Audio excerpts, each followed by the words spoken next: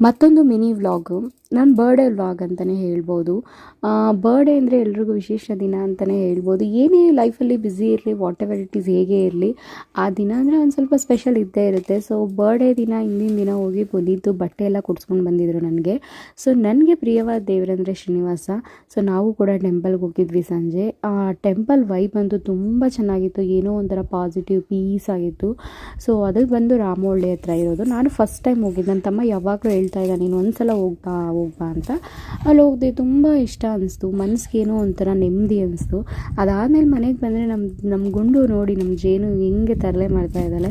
ಮಕ್ಕಳು ಏನೇ ತರಲೆ ಮಾಡಿ ಏನೇ ಮಾಡಲಿ, ಈ ಒಂದು ಏಜ್ ಇರುತ್ತಲ್ಲ, ಒಂದು 3 ವರ್ಷ ಒಳಗಡೆ, ಅದೇ ಒಂಥರ ಮುದ್ದು ಏಜ್ ಅಂತಲೇ ಹೇಳ್ಬೋದು. ಅವ್ರು ಏನೇ ಕೆಲಸ ನಮಗೆ ಜಾಸ್ತಿ ಕೊಡ್ತಾ ಇರಲಿ, ಏನೇ ಗಲೀಜು ಮಾಡ್ತಾ ಇರಲಿ, ಏನೇ ಮಾಡ್ತಾ ಇರಲು, ಆ ತುಂಟಾಟ ಇದೆಯಲ್ಲ, ಆ ಕೈಂಡ್ನೆಸ್ಸು, ಅದು ತುಂಬ ಇಷ್ಟ ಆಗುತ್ತೆ. ಅದಾದಮೇಲೆ ಇವತ್ತು 2 ತಿಂಗಳು ಆದಮೇಲೆ ಅಮ್ಮ ಅಡುಗೆ ಮನೆಗೆ ಬಂದು ಅಡುಗೆ ಮಾಡ್ತಾಯಿದ್ದಾರೆ.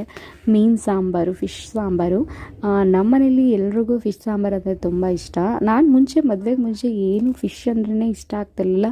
ನಾನು ಆ ಪಾತ್ರೆ ಕೂಡ ವಾಶ್ ಮಾಡ್ತಾ ಇರಲಿಲ್ಲ. ಬಟ್ ಇವಾಗ ಮೀನಂದರೆ ನನಗೆ ಮೀನು ಸಾಂಬಾರು, ಫಿಶ್ ಫ್ರೈ ಎಲ್ಲ ಇಷ್ಟ. ಅದರಲ್ಲೂ ಅಮ್ಮ ಸಿಕ್ಕಾಪಟ್ಟೆ ಚೆನ್ನಾಗಿ ಮಾಡಿದರು ಅಂತ ಹೇಳ್ಬೋದು.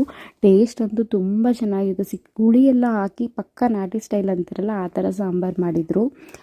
ತಿನ್ನಬೇಕಾದ್ರೂ ಅಷ್ಟೇ, ಇನ್ನೊಂದು ಸ್ವಲ್ಪ ಹಾಕೊಂಡು ತಿನ್ನೋ ಥರ ಆ ಟೇಸ್ಟ್ ಇತ್ತು ಅಂತ ಹೇಳ್ಬೋದು.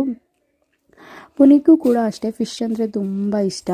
ಮತ್ತು ಇನ್ನೊಂದೇನೆಂದರೆ, ನಮ್ಮಮ್ಮ ಆಲ್ಮೋಸ್ಟ್ ಏನು 2 ತಿಂಗಳವರೆಗೂ ಅಡುಗೆ ಮನೆಗೆ ಬಂದಿಲ್ಲ. ಅವ್ರು ಏನು ಕೆಲಸ ಏನೂ ಮಾಡೋಕ್ಕಾಗ್ತಾಯಿರಲಿಲ್ಲ. ಇವಾಗ ಆ್ಯಕ್ಟಿವ್ ಆಗಿ ಸ್ವಲ್ಪ ರಿಕವರ್ ಆಗಿದ್ದಾರೆ. ಅದೊಂದು ಖುಷಿ ವಿಷಯ.